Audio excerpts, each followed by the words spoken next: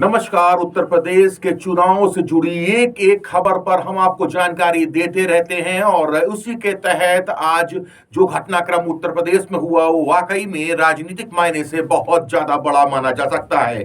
जिसके तहत जो मंत्री थे स्वामी प्रसाद मौर्य, उन्होंने इस्तीफा दिया और आज मंगलवार के दिन उन्होंने समाजवादी पार्टी का दामन थाम लिया है। आपको बता दें कि ये वही मंत्री हैं जो बीएसपी में हुआ करते थे और उसके बाद में फिर जब बीजेपी की सरकार बनी तो उसके पहले ये बीजेपी में शामिल हुए थे 2017 में।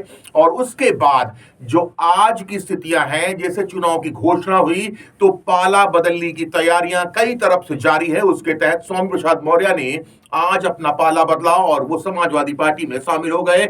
लेकिन कहीं ना कहीं ये दर्द साफ झलक गया कि उनका जो विभाग था 5 साल तक वो बहुत अच्छा नहीं था और शायद अब उनको समाजवादी पार्टी में यदि सरकार बनती है तो बड़ा महकमा यानी कि मलाईदार पोस्ट मिल सकती है।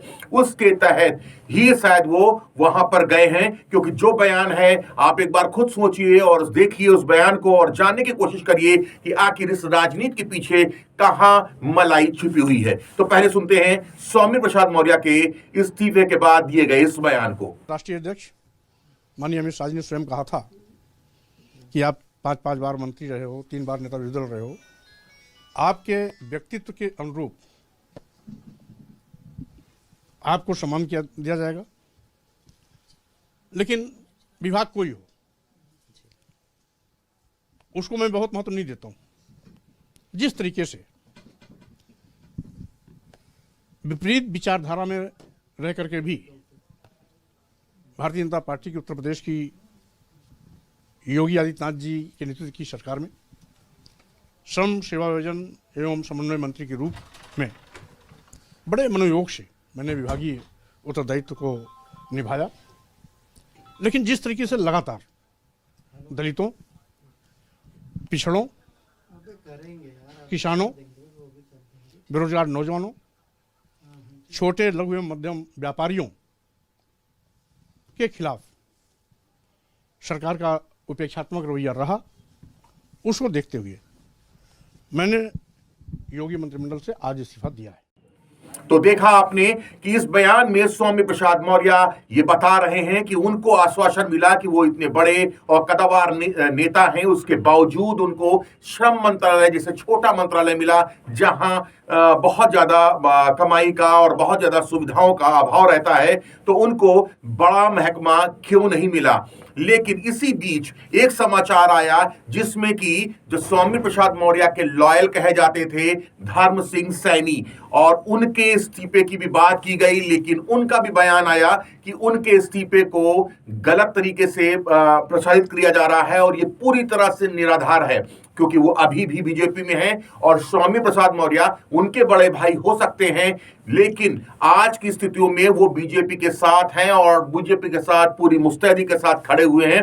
तो वो जो यदि उनका जो नाम है वो राज्यपाल में इस्तीफों की सूची में डाला गया है तो वो बहुत ही आपत्तिजनक है। सुनिए खुद धर्म सिंह सैनी क्या बोलते हैं अपने इस्तीफे के बारे में जो अफवाहें उड़ाई गई। देखिए, स्वामी प्रसाद मौर्य जी मेरे बड़े भाई हैं और बड़े भाई रहेंगे, लेकिन उन्होंने इस्तीफा क्यों दिया है इसकी मुझे जानकारी नहीं है, ना मेरी उनकी कोई इस संबंध में बात हुई है। हाँ, मुझे चैनलों के माध्यम से ये जानकारी मिली है कि उन्होंने संभवतः, जैसे चैनल बता रहे हैं या चैनलों पर लिखा हुआ आ रहा है कि मेरा नाम भी समाजवादी पार्टी को जो उन्होंने विधायकों की इस्तीफा देने वालों में या पार्टी छोड़ने वालों में जो सूची उन्होंने दी है उसमें मेरा नाम दिया है। उन्होंने ये गलत किया है, मेरी जानकारी के बगैर उन्होंने नाम दिया है। मैं भारतीय जनता पार्टी में हूं और भारतीय जनता पार्टी में ही रहूंगा।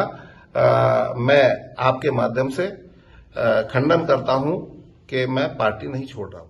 तो आपने देखा कि किस तरह से कई नेता पाला बदल रहे हैं। उसमें आज की सूची में यदि बात की जाए, क्योंकि आज की सूची लंबी हो सकती है जिसमें कि कई लोग शामिल हो सकते हैं, और ऐसा बताया जा रहा है कि जो भगवत सागर है कानपुर बिल्हौर से, भगवती सागर वो इस्तीफा दे चुके हैं और वो शामिल हो सकते हैं समाजवादी पार्टी में। वहीं पे यदि बात की जाए तो दूसरे जो मंत्री हैं जैसे कि तिंदवारी से, बांदा की तिंदवारी से, तो वहां से जो विधायक हैं वो भी बीजेपी में शामिल हो गए हैं और समाजवादी पार्टी में शामिल हो गए हैं बीजेपी से इस्तीफा देके। और इसके बाद जो कड़ी है, हो सकता है ये 6 से 7 एमएलए तक पहुंच जाए। तो आज की स्थितियों में कहीं ना कहीं ये जरूर कहा जा सकता है कि समाजवादी पार्टी अपने गेम प्लान में पूरी तरह से सक्सेसफुल दिखाई दे रही है और इसी कारण बीजेपी में कहीं ना कहीं ये बात चल रही है कि उनको मनाया जाए। और इसी डैमेज कंट्रोल के तहत जो केशव प्रसाद मौर्य जो डिप्टी सीएम हैं उत्तर प्रदेश में, और उनका कहना है कि वो स्वामी प्रसाद मौर्य के इस जो इस्तीफा था उसकी जानकारी उनको नहीं थी और वो चाहते हैं कि इस पूरे मामले में जो जल्दबाजी में कदम लिया गया है स्वामी प्रसाद मौर्य द्वारा उसको फिर से सोचें और पार्टी में अभी वापस आ सकते हैं। तो आज की स्थितियों में जो बीजेपी है वो डैमेज कंट्रोल में लगी हुई है, वहीं समाजवादी पार्टी जो साइकोलॉजिकली इस समय वार में भी लगी हुई है। और शायद आप ये महसूस कर सकते हैं कि जैसे ही चुनाव की घोषणा जब होती है और उसमें नेता दल बदल करते हैं तो उसके बाद की जो स्थितियां होती हैं वो कहीं ना कहीं जो वोटर है उनके मनहा पटल पर अंकित हो जाती हैं और उसके बाद में चुनाव के समय प्रभावित कर सकती हैं। तो फिर बता दें, और बिफोर प्रिंट लगातार आपको ये जानकारी दे रहा है कि किस तरह से स्थितियां उत्तर प्रदेश में जो राजनीतिक उथल पुथल है वो बहुत तेजी से बढ़ती जा रही है और आने वाले जो चुनाव है वो बहुत ही तेजी से रूप बदल सकता है। तो आप देखते रहिए बिफोर प्रिंट। अगर आपको हमारा वीडियो पसंद आया हो तो इसे लाइक करें, सब्सक्राइब करें और साथ ही बेल आइकन दबाना ना भूलें।